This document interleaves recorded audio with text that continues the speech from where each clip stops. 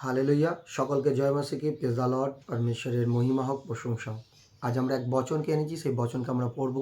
আর সেই বচন পড়াতে, এই বচন শোনাতে আমাদের জীবনে আমাদের বহু আশীর্বাদ আসতে থাকবে। যারা খ্রিস্ট বিশ্বাসী, যারা ঈশ্বরকে বিশ্বাস করেন এবং পবিত্র শাস্ত্র পড়েন, এই বচনকে অবশ্যই আপনারা শুনবেন, আপনার জীবনে কাজে লাগবে এবং ঈশ্বরের আশীষকে দেখতে পাবেন। হিতোপদেশের 7 নম্বর অধ্যায় 1 আর 2 পদ। বৎস, আমার কথা সকলকে পালন করো, আমার আজ্ঞা সকল তোমার কাছে সঞ্চয় করো। 2 বলছে, আমার আজ্ঞা সকল পালন করো, জীবন পাইবে, নয়ন তারার ন্যায় আমার ব্যবস্থাকে রক্ষা করো। আজ কাদেরকে বলছে?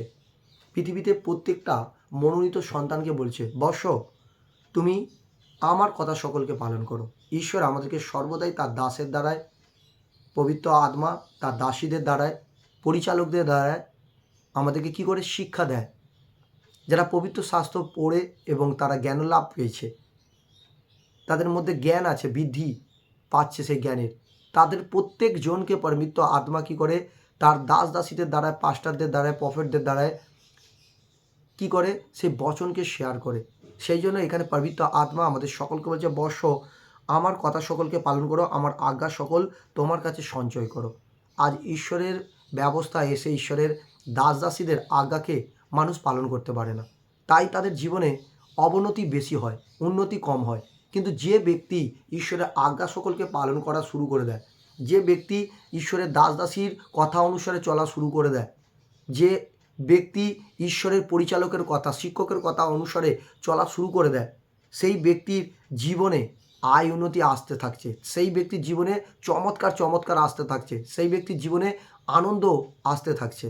তাই জন্য এখানে পরমেশ্বর পিতা 2 বলছে, আমার আজ্ঞা সকলকে পালন করো, জীবন পাইবে। জীবন পাইবে, কিন্তু তার আজ্ঞা কি?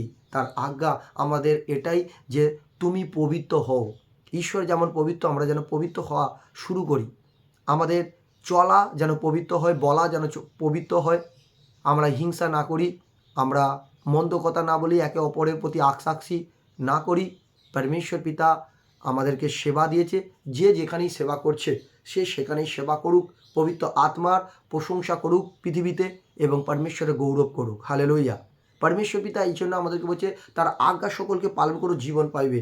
আজ ঈশ্বর আমাদেরকে বহু আজ্ঞা দেয় যে তোমরা পাপ করো না, তোমরা ব্যভিচারী করো না, তোমরা নরহত্যা করো না, তোমরা চুরি করো না, হিংসা করো না, মিথ্যে কথা বলো না। কিন্তু আমরা বেশি যেগুলো বাধা দেয় আমাদেরকে পরমেশ্বর পিতা, যেগুলো মানা করে, সেই সমস্ত জিনিস আমরা বেশি করতে থাকি। তাই আমাদের জীবন বেশি দিন যেতে চায় না। আমাদের জীবনে চলার পথে আমাদের বাধা আসে, বিপদ আসে, সমস্যা আসে, সংকট আসে। কিন্তু যে ব্যক্তি ঈশ্বরের আজ্ঞাকে পালন করা শুরু করে দিয়েছে, পবিত্র আত্মা তাদের জীবন সুন্দর করে তার হস্তর মধ্যে ধরে রেখেছে। হালেলুয়া। আজ আপনি যদি ঈশ্বরকে চিনে থাকেন, আপনি যদি পবিত্র শাস্ত্র পড়ে থাকেন, অবশ্যই পরমেশ্বর পিতা আপনার জীবনে চিহ্ন চমৎকার করছে যিশু নামে, আপনার পরিবারে আশীর্বাদ করছে যিশু নামে। আপনি যদি ঈশ্বরের আজ্ঞাকে পালন করে থাকেন, আজই রাতে আপনার জীবনে গুড নিউজ আসছে যিশু নামে। হালেলুয়া।